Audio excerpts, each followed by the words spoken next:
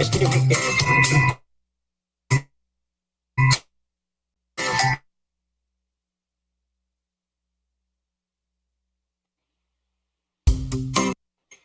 Muy buenas tardes.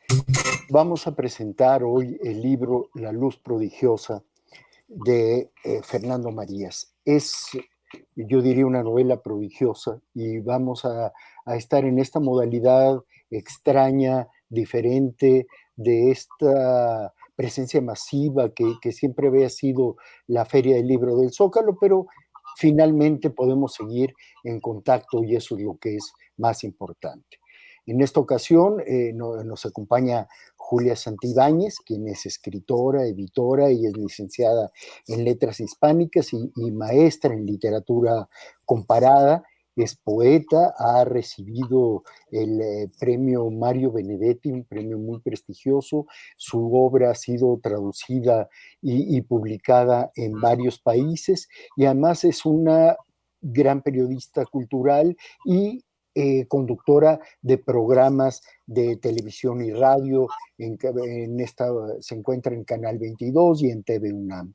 De Fernando Marías, escritor bilbaíno, nacido en 1958. Él es escritor y guionista de cine y también autor de obras de teatro, está en esto.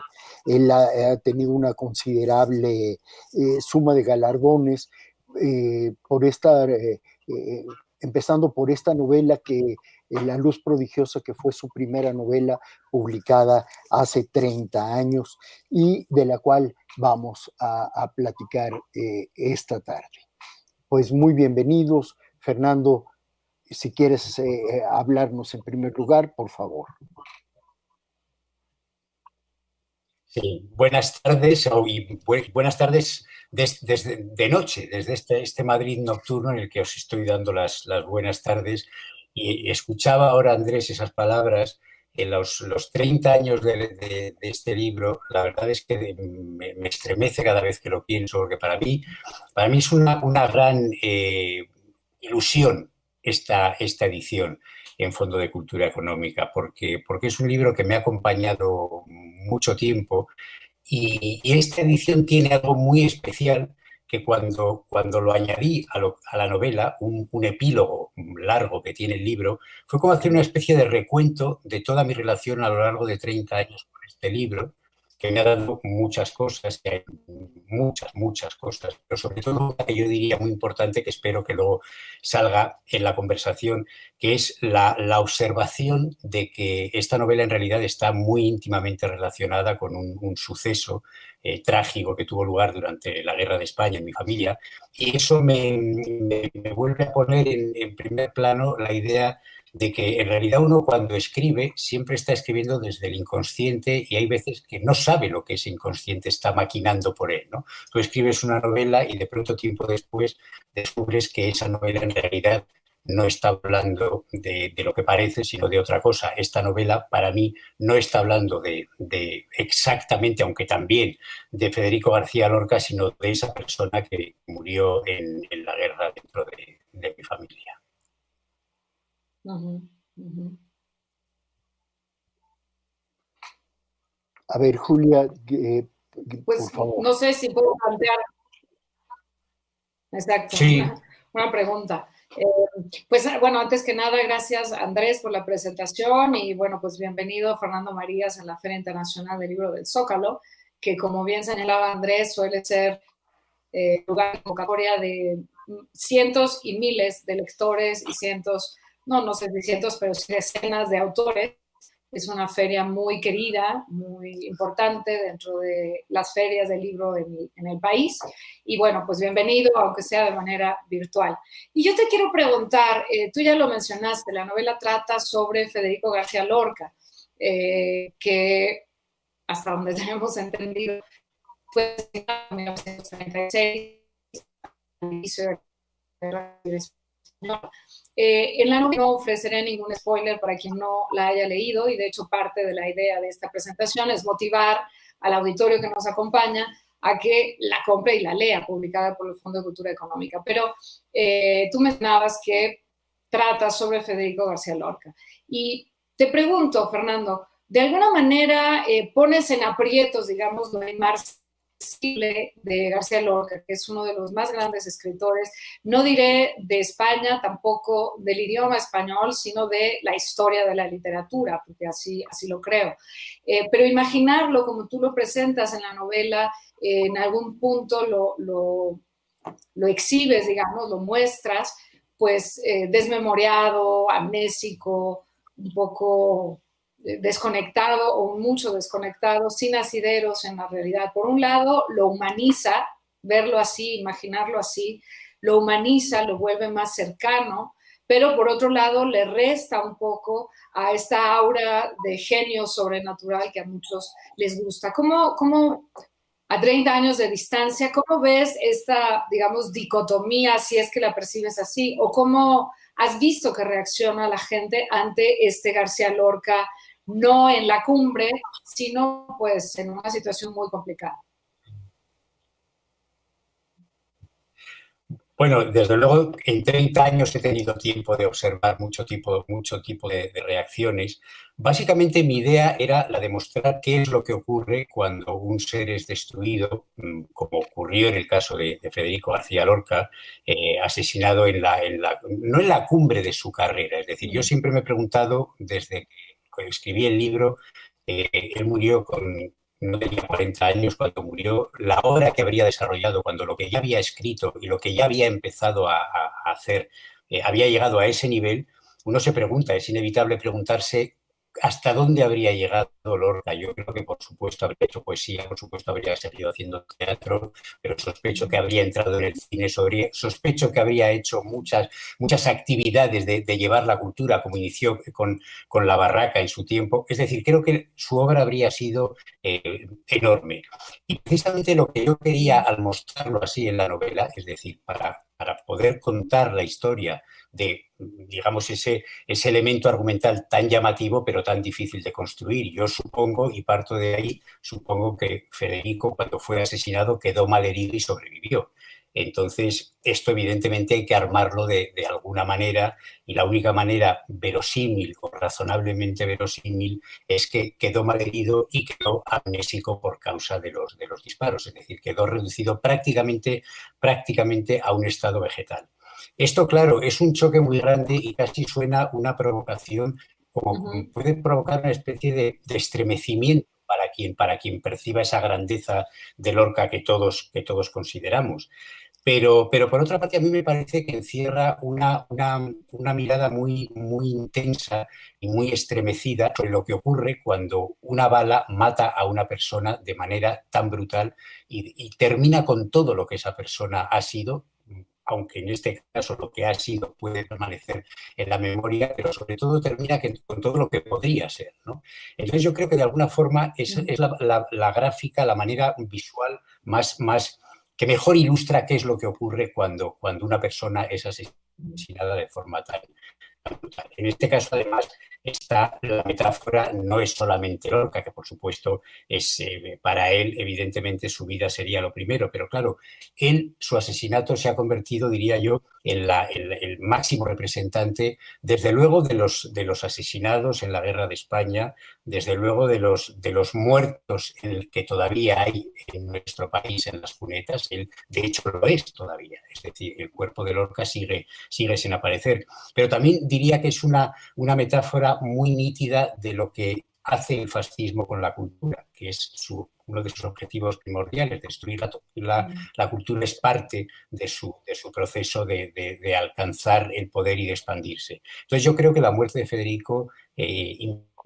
supone todo esto, y por tanto me parecía que cuanto más brutalmente se presentara el personaje en el que yo lo convierto, pues sería más efectivo. Lo que pasa es que a la vez creo que inevitablemente, y no sé por qué ocurrió así, los libros sabemos, quienes los escribimos, que tienen vida propia. A mí me gusta decir que tienen vida propia. Tú empiezas a escribir un libro con una idea y de pronto ese libro va sugiriéndote, vamos por aquí, ahora vamos a hacer esto quítalo. Entonces yo creo que al final el personaje que ha quedado en mi novela que además se ve a través de la mirada de un hombre ingenuo que no tiene mucha cultura y que establece una relación con ese Lorca que ha sobrevivido, yo creo que al final queda un personaje, diría que tierno y entrañable. Es decir, creo que de alguna manera el espíritu de ese Lorca que fue asesinado pervive a pesar de todo dentro de este personaje. Y debo decir que en concreto, porque uno escribe y piensa cosas sobre lo que ha escrito, pero creo que las respuestas que a lo largo de estos 30 años ha tenido el libro han tendido más a ver esa mirada tierna sobre el personaje que la otra, a pesar de lo devastadora que es. De hecho, a mí me parece que es este fantasma suscitador de una trama ciertamente conmovedora y creo que muy, muy tierna. Es este Lorca que ya no es Lorca, que ha perdido la memoria, que está, pero que suscita el cambio de dos vidas de manera muy importante y un giro en una tercera vida que es el de la monja. Y esta capacidad de suscitar este cambio de vida es también, como tú bien decías, la metáfora de la literatura. Es decir, este fantasma que se materializa en la existencia de la gente, de uno de ellos que ni siquiera sabe quién era y qué significaba y qué representaba Lorca, y cómo esta gana del fascismo de asesinarlo, desde luego, pero también de acabar con la trayectoria y la obra de muchos. Pienso en el caso de Miguel Hernández, muerto en las cárceles del fascismo, de Antonio Machado, que muere 2 días después de que logra cruzar la frontera, y en la trágica historia de Lorca, y sin embargo su obra sigue iluminándonos y sigue engrandeciéndonos y sigue siendo una estafeta no nada más para esta generación, sino para muchas otras. Son escritores ya universales y ese sentido de la metáfora en tu novela me encanta, Fernando. Es que yo creo que eso efectivamente es así. Es decir, cuando uno comprueba, ahora mismo acabas de citar a Machado, no es por irnos de la conversación, pero hace unos meses estuve en Coyur visitando la tumba de Machado y allí, claro, lógicamente es una localidad muy pequeña, en la que hay todavía personas pues, que se dedican no tanto a hacer una guía turística alrededor de la figura de Machado, pero sí hay gente que pues su padre recuerda cuando llegó aquel tren con españoles tal, y te cuentan que una señora de la plaza que tenía una tienda de ropa los vio tan ateridos de frío que les invitó a un café y tal. Claro, escuchar eso en la puerta del café donde ocurrió, pues realmente resulta muy tremendo, ¿no? Y sin embargo, a pesar de eso, vas a la tumba de Machado, que es un hombre que murió, en mi opinión, de pena al ver cómo se derrumbaba todo el sueño de la República, cómo se derrumbaba el país, cómo el fascismo vencía. Y sin embargo, en esa tumba, que está ahí está el cuerpo de Machado, hay una especie de victoria, es decir, han pasado las décadas y ahí sigue estando ese hombre visitado, recordado, ahí sigue estando su obra cada vez más recordada, cada vez más. Con Lorca pasa igual, con Miguel Hernández pasa igual, es decir, de alguna forma, aunque pagaron con una vida muy trágica y un final verdaderamente terrible, pero yo creo que en cierto sentido siempre está por delante la vida de la persona, por supuesto, pero en cierto sentido yo en estos 3 poetas que citas, creo que los 3, pasado el tiempo, han logrado una victoria sobre la mano que los asesinó. Y eso me parece que efectivamente es el poder de la literatura. No han sido olvidados porque son 3 grandes poetas que siguen siendo reconocidos hoy como poetas, no por el símbolo de haber muerto trágicamente, sino porque su obra sigue todavía teniendo sentido hoy. Entonces yo creo que eso efectivamente está en el libro, aunque a mí me parece que los personajes que cambian no es tanto. Aquí podríamos verlo desde este otro punto de vista. Los 2 personajes, tanto el Salvador, que no tiene nombre, que cuenta el narrador historia, y la monja, que tiene un papel más secundario, yo diría que en lo que cambia sus vidas este personaje, del que no llegan a saber más que en un momento al final, que fue o que pudo ser, porque yo tampoco lo afirmo, que pudo ser Claro. Federico García Lorca, a ellos lo que les ha cambiado en realidad es el hecho de salvar a una persona a la que encuentran tirada en la carretera. Quiero decir que eso de alguna forma tiene, me parece que también tiene una reflexión interesante, ¿no? Que este personaje no sepa a quién está salvando. Este personaje que de pronto se encuentra en una cuneta, un hombre malherido, y lo recoge pues por ese sentimiento de humanidad y de fuerza que al final es lo que hace que avancemos, ¿no? Es decir, si ese hombre lo hubiera dejado ahí abandonado diciendo estamos en tiempos de guerra, qué miedo, qué horror, me va a pasar algo a mí, yo miro para otro lado, es un personaje que sin saber a quién salva, sin embargo, no mira para otro lado, sin embargo, decide salvar a ese hombre que ve vestido de civil, al que ve malherido por causa de los disparos y que ha sido claramente sacado para asesinarlo en mitad de la noche en un descampado. Entonces yo creo que eso es lo importante de estos personajes. Para mí hay una especie de metáfora interesante sobre esta cuestión, ¿no? Sobre lo importante que es no mirar a otro lado y adoptar el compromiso que cada uno pueda adoptar. El compromiso del personaje del libro es salvar a un hombre malherido sin saber quién es. De alguna forma es un acto tal vez más generoso que salvarlo sabiendo quién es, Claro. incluso, ¿no? A mí esa idea me gusta. No, y la circunstancia inclusive, porque él regresa por el herido.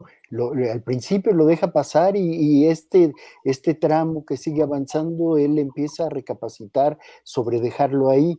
Y otra cosa que me gusta mucho es que inclusive cuando ya sabe quién es, que él se siente que puede entrar a esa sala de conferencias en gloria acompañado por el poeta y que se va decepcionando de la forma en que ha perdido corporeidad como ser humano.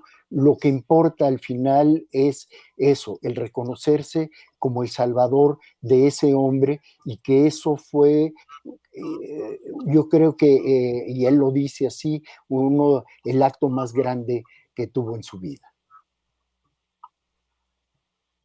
Sí, es que claro, este personaje es en realidad un hombre que no ha tenido nada en su vida. Es alguien que, bueno, pues que simplemente cuando van pasando los años y su vida va teniendo esa decadencia tremenda, pues de pronto mira atrás y dice, claro, de alguna manera la vanidad le hace surgir el deseo de decir qué bien estaría que ahora yo trajera ante el mundo, yo pudiera decir, Lorca vive en contra de lo que todo el mundo piensa, yo le salvé la vida y aquí estamos los dos. Es evidentemente una fantasía un poco infantil, ¿no? Pero es con lo que él sueña. Lo que pasa es que cuando se le pasa ese acto de vanidad, él comprende que verdaderamente lo que sí ha hecho es salvar la vida de una persona, aunque es verdad que para salvarlo en unas circunstancias un poco peculiares, ¿no? A mí esto me impresiona mucho porque en realidad el origen de esta historia, como digo, tiene algo que ver que ocurrió en mi familia. Yo me trasladé a vivir a Madrid. El lunes hará 45 años. Yo el día que llegué, el 12 de octubre de 1975 a Madrid, pensé, ¿qué me traerá la vida en el futuro? Y ahora miro atrás y digo, ha pasado ya casi medio siglo, pero ¿cómo puede ser esto posible, ¿no? Entonces yo llegaba con la ilusión, yo venía a estudiar cine desde Bilbao, yo llegaba con una ilusión. eh, quien ha vivido la experiencia de ir de una ciudad pequeña a una más grande teniendo 17 años sabe de lo que hablo. O sea, yo era el rey del mundo y así me sentía, ¿no? Y entonces los primeros días de mi estancia en Madrid me movía por todas partes, iba a conocer la ciudad, estaba febrilmente feliz por conocerla. Y un día me ocurrió una cosa que yo creo que está en el origen de esta novela y que tiene su origen en el comienzo de la Guerra de España, cuando mi padre y su hermano, ambos con 16 y 17 años, se presentaron voluntarios a luchar por la República en Bilbao. Para mí eso siempre ha sido un motivo de impacto, pensar que yo con 17 años me fui a Madrid a estudiar cine y que mi padre con esa edad cogió un fusil para defender la ciudad del asalto fascista, ¿no? Verdaderamente son dos cosas muy, muy distintas. El hermano de mi padre murió en una batalla perdida y muy mal planteada y que sin medios y sin sanitarios, y desapareció. Entonces es una batalla en la que, al no haber equipos sanitarios, lo que hicieron es que a todos los muertos republicanos los enterraron, pues para que no se propagaran enfermedades, etcétera. De manera que cuando en mi casa mis hermanos y yo éramos adolescentes y mi padre empezó a hablar de cómo había estado en la guerra y de lo que había sido lo que había pasado en la guerra, un día nos habló de su hermano y nos dijo que su hermano había muerto con 17 años, que no se sabía dónde estaba enterrado, que no se sabía nada de él, que bueno, pues que simplemente había muerto. Y una vez recibieron sus padres una carta en la que decían, ha muerto y está enterrado en la fosa común que se ha creado para evitar. Y entonces, ese es el prólogo de lo que a mí me ocurrió aquel día en Madrid. Yo me dirigía a un encuentro un día por la mañana, iba bajando por de la calle Gran Vía a la Puerta del Sol, hay una calle llamada Montera que va en cuesta abajo, y entonces yo iba un poco tarde e iba bajando rápidamente por esa acera para llegar a coger el metro en la Puerta del Sol y llegar a tiempo.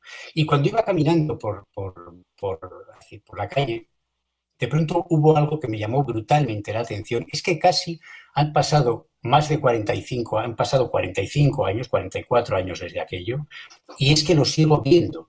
En la acera había apoyado un mendigo pidiendo limosna y estaba tumbado contra la pared con una boina metida hasta la frente y con un gesto un poco como de idiocia. Yo creo que era una persona o que estaba bebido o que estaba trastornado mentalmente.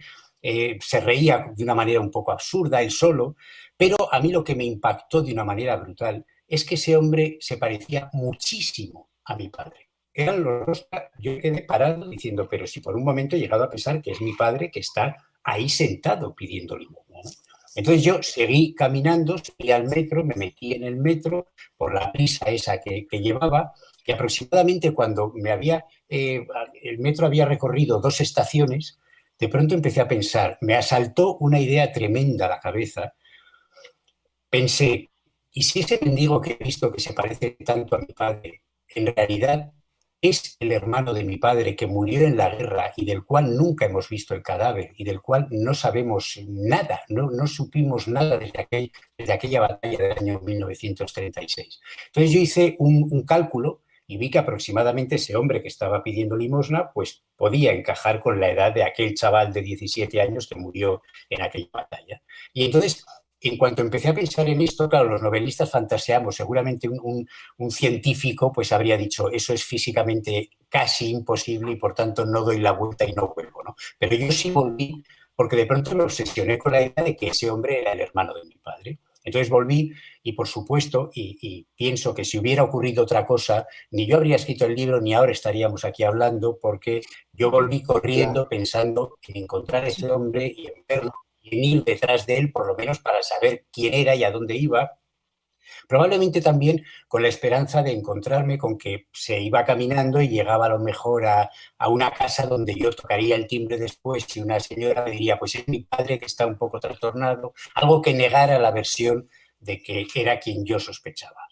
Y cuando llegué a ese lugar, por supuesto, y como mandan los cánones de la narrativa, el mendigo ya no estaba. Al contrario que el dinosaurio de Monterroso, el mendigo no estaba. Entonces yo me empecé a obsesionar con él. Empecé a pensar que era verdad.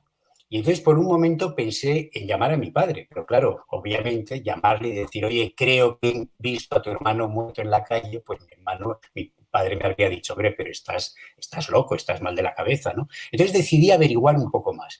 Y durante 3 o 4 días me aposté ante esa esquina, llegaba por la mañana, me sentaba en una terraza ahí y estaba esperando a que ese hombre volviera a venir para pedir limosna. Pero nunca volvió, nunca más volvió a aparecer, nunca supe nada más. Y entonces cuando esta historia se quedó en mi cabeza un montón de tiempo y años después vi un documental en televisión que luego supe que había dirigido Javier Riollo, me lo lo dijo él. Yo conté esta historia, estaba con él en una mesa redonda, conté esta historia y cuando acabamos la mesa redonda me dice, ese documental del que hablas lo dirigí yo. Y entonces fue un encuentro muy curioso, ¿no? Un documental en el que se mostraba en una plaza de un pueblo de Andalucía a un anciano, muy, muy anciano, que estaba allí bebiendo un vino, él solo, parecía un hombre solitario, y la voz del documental decía que ese anciano pudo ser el hombre que cuando era joven y guapo y viril habría inspirado a Federico García Lorca, el protagonista de Bodas de Sangre.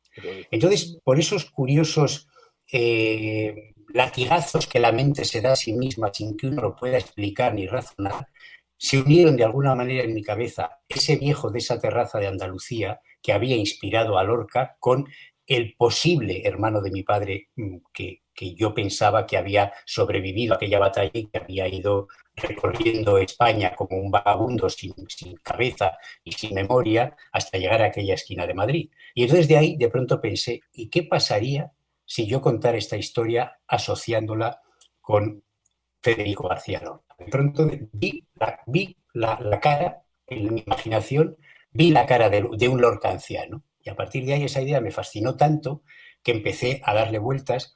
Me llevó muchísimo tiempo pensar cómo hacerlo, porque claro, si hay unas historias que pueden ser menos singulares, pero esta es realmente singular. Entonces yo creo que si esta historia se pusiera adelante a 100 escritores y se les pidiera que cada uno enfocara esta historia de una manera, pues sin duda ninguna se repetiría y todas serían completamente distintas, ¿no? Entonces yo elegí la que elegí y creo y sospecho que en realidad esto me ha ayudado también el psicoanalizarme durante muchos años y el observar mi propia novela y mi propia historia familiar. Creo que cuando yo en la novela pongo a ese Lorca malherido, sin memoria y completamente desvalido, al que salva un hombre bueno, pues que no tiene mucho conocimiento de cultura, pero que lo salva, en realidad yo no estoy hablando de Lorca y del personaje salvador de mi novela, sino que en realidad estoy hablando del hermano de mi padre muerto y de mi padre, que desde luego, si hubiera sabido que su hermano estaba abandonado ahí, si esa historia que yo soñé hubiera sido cierta, no habría dudado en ir a recogerlo y bueno, pues a devolverlo en cierto sentido a su hogar, ¿no? Entonces yo creo que por eso digo que es una historia que a mí me concierne tanto. Yo no soy un experto en la obra de Lorca, seguramente hay muchos escritores que podrían haber escrito esta historia de una manera mucho más centrada en la obra de Lorca, haciendo muchas más referencias a ella, pero quien lee el libro descubre que esto no se trata de una novela sobre la obra de Federico García Lorca, sino se trata de una novela, de una fantasía sobre el personaje de García Lorca, que además el Lorca que yo saco en el libro es un Lorca posterior a su muerte, es decir, yo no cuento en absoluto nada de lo que vivió Lorca en su vida real, sino que yo me invento una biografía de él posterior al momento de su muerte, imaginando que no llegó a morir. Pero me fascina mucho esa idea de que al final escribamos lo que escribamos, siempre estamos hablando de aquello que está dentro de nuestro corazón y de nuestro inconsciente y de nuestra mente, ¿no? De aquello que más nos ha marcado en nuestro paso por la vida. Claro. Julia, ¿a ti qué te parece este mecanismo de cómo integrar a partir de esto? Porque yo te digo que afortunado que te hayas topado con ese mendigo en la entrada de Puerta del Sol, del metro Puerta del Sol, porque eso nos permite tener esta novela en las manos, que la gente la conozca. Pero yo te pregunto, Julia, a partir de este tema, de este ítem, el hubiera, es decir, si hubiera pasado esto y a partir de ahí, pues se desata la imaginación y desde luego inicia su aventura la literatura.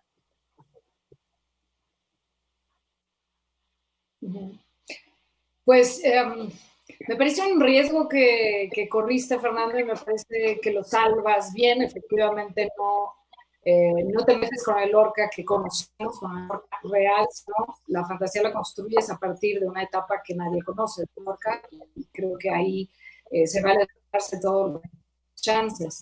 Pero me quisiera centrar un momentito en el narrador, en el periodista, que en realidad es casi la excusa para que el viejo entonces cuente la historia de cómo encontró a este hombre moribundo, cómo lo salva, en fin. Y pensé quizá en otras posibilidades como escritora. No soy novelista, pero sí escritora, y entonces, claro, me puse a pensar como otras posibilidades de resolución de la novela y pensaba, bueno, a lo mejor podía haber presentado la novela como si fuera un manuscrito hallado, tipo desde Mark Twain hasta Borges, ¿no? Este es un manuscrito que me encontré y bueno, pues yo no sé, pero ahí está. Tú eliges la opción de que un periodista, que por cierto está un poco inseguro de sí mismo, porque no le salen bien las cosas, porque no tiene una buena nota que ofrecer a su jefe y demás, y se topa con este viejo que le narra la historia increíble, maravillosa, no sé, pero al final ya no sé qué es lo que pasa con el periodista, o sea, yo quería saber qué es lo que había hecho el periodista, el primer narrador, digamos, con la historia, con esta historia que creo que cualquier periodista mataría por tener una suerte de exclusiva en ese sentido. ¿Cómo concebiste esta forma de plantear? Un periodista que es tu primer narrador, conoce al viejo y luego le cede la voz y el viejo narra en primera persona prácticamente hasta el final y casi ya no retornas al periodista. ¿Cómo fue armar a nivel de estructura la novela? La estructura, como digo, claro, cada uno es muy complicado, cada uno lo habría abordado de una manera, sin duda. Yo le di muchas vueltas, yo quería que quedara todo como algo fantasmagórico. Esta es una historia, en realidad es una novela de fantasmas, en cierto sentido. Entonces, no es, claro, donde yo entendía que debía de dar verosimilitud es ese viejo, para quien brevemente, para quien no conozca el libro, la historia es un periodista que está en Granada en el 50 aniversario de la muerte de Lorca, quiere buscar algún tipo de noticia para ofrecer a su jefe, no la encuentra. Y entonces, enfadado y decepcionado, pues se marcha de Granada hacia Madrid al amanecer, coge un tren de madrugada y llega de noche a la estación y bueno, espera el tren que va a pasar 3 horas después. Y ahí hay un viejo solitario bebiendo en la barra, que es una imagen muy, muy decimonónica, diría yo, ¿no? De pronto es el periodista que llega y se encuentra un hombre misterioso que tiene una historia que contar. Entonces ese hombre misterioso empieza a contar su historia, pero claro, efectivamente, Julia, es lo que dices, es una historia que, narrada verosímilmente y con pruebas, cualquier periodista del mundo mataría por tenerla, porque si esta historia tiene pruebas, es la historia, no sé si la más grande del siglo, pero sería una de las noticias realmente, vamos, revolucionarias. Entonces, yo necesitaba que eso se mantuviera en ese aire medio fantasmagórico. ¿Por qué el periodista, claro, por qué el periodista escucha al anciano narrador de la historia? Porque él mismo también es un hombre un poco fracasado, porque no tiene mucho más que hacer. Dice, estoy en la estación de tren a las 3 de la madrugada, no hay nadie. En mi tren pasa a las 7 de la mañana, pues escucho a este señor a ver qué es lo que me cuenta. Entonces el viejo le empieza a contar una historia que desde luego le sorprende y le llama la atención y poco a poco va aceptando algunos de los elementos de su historia, hasta el punto de que pone a grabar el magnetófono para grabar todo lo que el viejo dice, ¿no? Y cuando, bueno, en realidad el desenlace es el desenlace de lo que pasa con Lorca y lo que pasa con el viejo, ¿no? Pero al final el giro, el cierre, digamos, fantasmagórico de la historia es que el periodista pues pierde también la historia que está escrita y se decide a escribirla por sí misma. A mí me gusta en este libro la estructura circular porque la primera frase del libro es también la última frase del libro que el periodista asume ponerse a escribir. Con lo cual, en realidad, lo que estamos leyendo es lo que se supone que escribiría el periodista, por eso está en primera persona, etcétera, etcétera, ¿no? Pero claro, ¿todo esto para qué es? Todo esto es para tratar de dar verosimilitud a una historia que va a ver cualquier persona, no ya periodista, cualquier persona con un mínimo de conocimiento del mundo y de cultura, pues a mí me viene alguien ahora y encima con 2 copas de más y con un aspecto de anciano vagabundo y enfermo y me dice, oye, que yo tengo una gran historia que te voy a contar, que Lorca está vivo. y evidentemente tú dices, pobre hombre que está perturbado, que no sabe lo que dice y que bueno, si me cae simpático, pues le invito a una copa, le aguanto un poco a ver qué me cuenta, pero evidentemente no le voy a creer, ¿no? Entonces, claro, eso era necesario para la historia, porque yo claro, evidentemente, ¿cómo voy a demostrar? ¿No? Yo todos los pasos que se han dado desde que esta novela se escribió en el año 90 hasta hoy, se han hecho muchos esfuerzos y se han iniciado muchos movimientos para tratar de encontrar los restos de Federico García Lorca en el barranco de Biznar. Y nunca se han encontrado, nunca se han encontrado. Entonces hay muchas historias, parece que la más cabal sería que evidentemente está muerto ahí en alguna parte que no se ha encontrado. Hay otra que corre también por España y por Granada, otra que se dice como verosímil, porque parece ser que, la familia de Lorca al fin y al cabo era una familia pudiente, una familia con recursos, y se dice que cuando acabó la guerra, o tal vez porque no se puede precisar, o cuando acabó la guerra o cuando a los pocos días de que se anunciara el asesinato de Lorca, ya la Granada estaba en poder de Franco, parece ser que alguno de los familiares mayores de Lorca tendría una buena relación, una buena amistad con el gobernador militar de la provincia. De manera que fue a pedirle como una especie de favor, decir, oye, pues a ver, ha pasado esto, en lo que es la guerra, mi hijo ha muerto, está ahí tirado, nos gustaría llevarnos el cuerpo. Según esta historia, según esta versión, que por supuesto no se puede demostrar y por tanto la tenemos que aceptar como verosímil porque no se puede demostrar que sea cierta, pero tampoco que sea falsa, con lo cual queda flotando ahí, ¿no? Entonces, según esto, que yo lo he oído estando en la huerta de San Vicente, en una de las casas en las que vivió Lorca, parece ser que ese gobernador militar aceptaría que se sacara el cuerpo de Lorca y que se devolviera a su familia para que lo enterraran secretamente en algún lugar de la huerta de San Vicente, a cambio de que la persona que se llevó el cuerpo mantendría riguroso silencio el resto de su vida sobre la cuestión. Con lo cual, pasados tantos años, en este momento nos encontraríamos con que aquella persona o aquellas personas que lograron recuperar el cuerpo de Lorca y lo enterraron, a su vez han muerto sin decírselo a nadie. Luego se ha formado esta leyenda que puede haber llegado a los descendientes de esas personas que ya murieron y ellos dicen pues lo que decimos nosotros, pues no lo sabemos. Entonces, claro, todo esto al final, ¿qué es lo que hace? Acrecentar la leyenda de un cuerpo, que ahora mismo son los restos físicos de un cuerpo que no se sabe dónde está. Que la verdad es que investigadores tan importantes como Ian Gibson lleva años décadas tratando de ubicar el lugar exacto donde podría estar el cuerpo de Lorca y finalmente fracasó.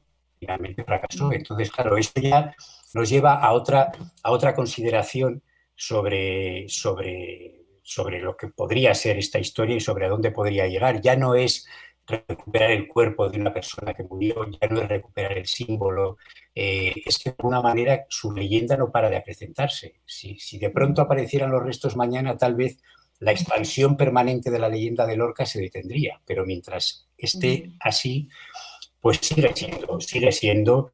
Y además es que es el referente más grande. Yo creo que es el gran símbolo de todos los asesinados durante la Guerra Civil, es decir, todos los muertos que siguen en nuestro país tirados en las cunetas. No hay símbolo más claro. Es decir, o sea, es que es evidente, ¿no? El mascarón de proa trágico de todos ellos es ese cuerpo de Lorca que 80 y tantos años después sigue sin aparecer. Y se sospecha que ya no aparecerá nunca, ¿no? Con lo cual, cuando un secreto ya pasa tanto tiempo, ya no queda nadie vivo que protagonizara los hechos.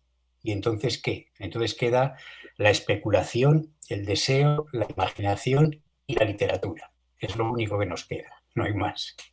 Claro. Sí. Aquí tenemos otra, bueno, la cuestión del asesinato de Zapata, que se dice, bueno, lo asesinaron Guajardo en una trampa, pero dicen, no, bueno, pero es que no tenía un lunar en la mejilla y tenía un compadre que era muy parecido a él y tenía otro compadre que era un árabe y entonces al darse cuenta de la traición huyó para Arabia y allá así. O sea, es una forma en la cual nos procuramos negar la muerte de muchas personas y eso sucede incluso en el ámbito personal, esto que tú relatabas que está excelentemente y conmovedoramente escrito en el epílogo de tu novela, esta historia detrás de esta historia, que es una maravilla, es otra novela, Fernando. Es otra novela. Yo recuerdo de ese epílogo que para mí, yo quiero mucho a ese epílogo, porque es una historia que cuando yo terminé ese epílogo, y recuerdo dónde lo releí, y estaba en la ciudad de Granada, y yo había ido a una conferencia y estaba en un hotel que eso que ocurre a veces, que llegas un día antes que el resto de la gente y entonces, bueno, pues a la hora de la comida me aproveché que estaba solo, no había nadie más en el hotel del grupo y entonces me bajé a comer al hotel que está en una de las calles principales de Granada y resulta que el comedor también estaba vacío, o sea, hasta para terminar el prólogo, un nuevo espacio fantasmagórico, el comedor también estaba vacío y entonces yo me puse ahí en una mesa junto a un ventanal a leer en papel, digamos, lo que iba a ser ya la prueba definitiva de ese epílogo, ¿no? Entonces lo estuve leyendo y pensé, verdaderamente, cuántas historias, la narración infinita, podríamos decir, ¿no? O sea, en realidad yo esta historia la he comenzado con aquella decisión de mi padre y de su hermano de presentarse a voluntarios a luchar por la República, y esa historia pensé que de alguna manera terminaba en ese hotel de Granada yo comiendo solo y revisando y todavía cambiando alguna palabra, que cuando ya vi que ya estaba, que ya no había nada más que cambiar, pensé, ahora sí que toda esta historia está terminada, ahora sí que toda mi relación con el asesinato de García Lorca está terminado, etcétera, etcétera, ¿no? Yo creo que al final, cuando las historias por fin, uno percibe cuando las historias por fin salen de sí. Es curioso que hay libros que se pueden escribir rápido, yo los dos últimos libros que he hecho es un proyecto que desarrollé hace 10 años y empecé a desarrollar hace 10 años y acabé el otro día, justo la víspera de la pandemia, casi literalmente, acabé la segunda de las dos novelas de que se compone ese ciclo y de alguna forma siempre he sentido lo mismo, aunque casi la vez que más lo he sentido es en aquella ocasión, en aquel hotel de Granada revisando este epílogo. Y una de las reflexiones que me hice allí es que verdaderamente la leyenda, que no es exactamente lo mismo que la literatura, que no es exactamente lo mismo que una novela, pero tiene muchos elementos comunes, pues claro, tal vez es uno de los trucos que tiene el instinto de conservación para mantener vivo un espíritu. Y ahí ocurre lo mismo, en el caso de Lorca no se encuentra el cuerpo y se sigue sin encontrar. ¿Qué ocurre con Zapata? Lo estábamos comentando. No se sabe, se dice que el otro día fue el aniversario de la muerte de Che Guevara y todos recordamos cómo rápidamente circuló una fotografía de su cuerpo. Porque de alguna manera cuando un hombre de leyenda se dice a los medios ha muerto por fin, pero no se muestra el cuerpo, automáticamente se va a desarrollar la leyenda que va a decir no se encuentra el cuerpo porque no está muerto, porque está en algún lugar, ¿no?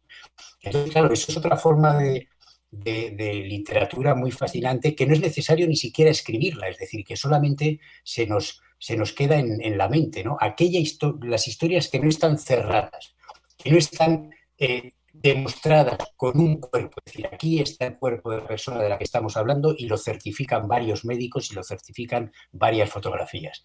Mientras no exista eso, la leyenda continuará creciendo y no habrá quien sea capaz de detenerla.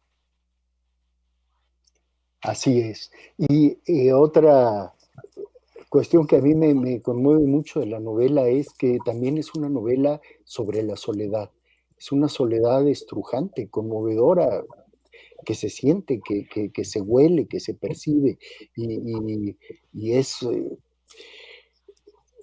en este relato de vida lo que se va topando son ambientes sórdidos, soledad, el hombre acodado en la barra del bar, en fin, las noches que pasan como sin sentido y sin embargo siempre está presente el hecho de haber salvado una vida. Y eso es lo que hace distinta a esa vida. Claro, esa soledad yo creo que es muy importante para definir también al personaje Salvador, porque si el personaje que encuentra a Lorca en el libro, aunque sea un hombre generoso y una persona buena y generosa y excelente, pero tiene una familia, tiene un trabajo, tiene que tal, pues probablemente, pues no sé, habría llevado a ese hombre que encuentra a un médico y se habría marchado, lo habría llevado a un hospital y habría dicho, oye, o sea, no se habría implicado tanto, pero claro, yo creo que este personaje que una vez terminada la guerra vuelve a ver al hombre que salvó y se implica tanto con él porque en realidad es lo único que tiene en el mundo. Es decir, es un personaje de soledad absoluta, condenado a acabar alcoholizado hasta que el hígado le explote, sin familia, sin amigos, sin recursos económicos. Y lo único que tiene, la única compañía que tiene es la de esta persona a la que además nada más y nada menos salvó la vida. Quiero decir que esto es algo muy, vamos, con una fuerza incontestable, ¿no? Yo recuerdo que escuché a una conferencia de Julio Alejandro hace muchos años en la que él contaba su relación, los guiones que había hecho con Buñuel, etcétera, y en aquella conferencia contó algo parecido. Decía que él estuvo en la batalla del Ebro, no sé exactamente en qué lugar de España, en qué batalla, y que un chico le salvó la vida. O sea, que él podría haberse ahogado en el río y que un chico le salvó la vida. Y él decía que cada vez que llegaba el año el aniversario, digamos, en que ese hombre le salvó la vida, pues él dejaba de hacer lo que estuviera haciendo y sí iba a estar con este hombre porque decía, es que no, ¿cómo va a haber algo más importante? ¿Qué se puede hacer más importante por otro que salvarle la vida? Y claro, eso de alguna manera pues es no solamente lo que te da el peso relativo, pero peso al fin y al cabo, a sentirte alguien, ¿no? Es decir, el personaje de mi libro es alguien que ya intuye que tiene la lucidez suficiente para decir, cuando yo muera, nadie me recordará. Y probablemente no ser recordados, pues bueno, es algo, en primer lugar, a lo que antes o después, ya lo decía Borges, todos estamos condenados, ¿no? Seguramente el olvido es lo único a lo que cabalmente podemos esperar, antes o después. Pero evidentemente este hombre que dice, y a mí se me recordará por algo, será porque salvé a este hombre. Y no digamos cuando ahí de pronto le entra ese delirio de decir, si puedo demostrar que el hombre al que he salvado es Lorca, puedo hasta vivir una vida de persona famosa, de persona reconocida por todo el mundo, ¿no? Pero al final lo que está haciendo es huir de la soledad, que probablemente si nos ponemos a buscar en lo hondo, pues los seres humanos lo primero que necesitamos, tal vez la primera necesidad que tenemos es agua para nuestro organismo y luego no estar solos para nuestro espíritu. Seguramente son las dos cosas más importantes, ¿no? Y por eso yo creo que este hombre tiene tanta querencia y busca y va detrás y llega un momento en que no hace nada más que ir detrás del hombre al que ha salvado para darse mutuamente sentido, diría yo. Pues muchísimas gracias, Fernando. Nos quedan 2 minutos. No sé si tú quieras agregar algo, Julia, antes de terminar. Pues felicitarte, Fernando, y recomendar al auditorio que nos está acompañando en esta presentación que lean La Luz Prodigiosa. Les va a ofrecer un ángulo, estoy segura, muy provocador, como el propio autor reconoce, sobre el enorme García Lorca, y también varios personajes interesantes que aparecen en la novela y que me parece que ofrecen distintas lecturas, distintas posibilidades de lectura. Me acuerdo aquello que dijo Fred Astaire, bailemos como si no hubiéramos ensayado. Esta novela parece que no se hubiera ensayado, pero me parece que no hay tiempo. Creo que hay mucho ensayo detrás, hay mucho pulimento, mucho trabajo sobre esto para que no parezca la oportunidad de platicar. Y a mí me gustaría decir, si nos quedan unos segundos aún, que yo hasta ahora mismo estaba hablando de que el final de mi historia con esta novela fue en aquel hotel de Granada revisando el epílogo, y debo decir que el final, por el momento, es esta conversación que hemos mantenido los tres. O sea que de alguna forma se subraya y se demuestra lo que decía Andrés, que es que la narración continúa, no termina. Y bueno, pues yo cuando soñé esta historia, pensar que 30 años después iba a encontrarme hablando en este escenario de ciencia ficción que no habíamos soñado nunca, pero que ya estamos dentro de él, pues quiere decir que la historia continúa, la literatura continúa, y sobre todo la pasión que tenemos por la conversación y por la palabra también continúa. Eso es lo que nos salvará, me da la sensación. De acuerdo. Así que muchas gracias por su hospitalidad telemática y continuemos.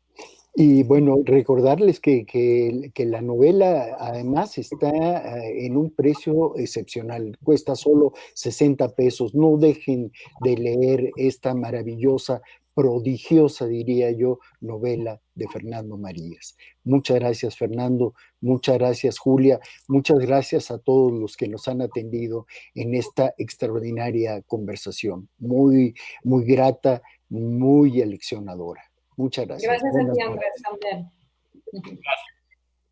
Gracias, Andrés. Gracias, Julia. Nos vemos pronto. Gracias a todos. Gracias. Adiós.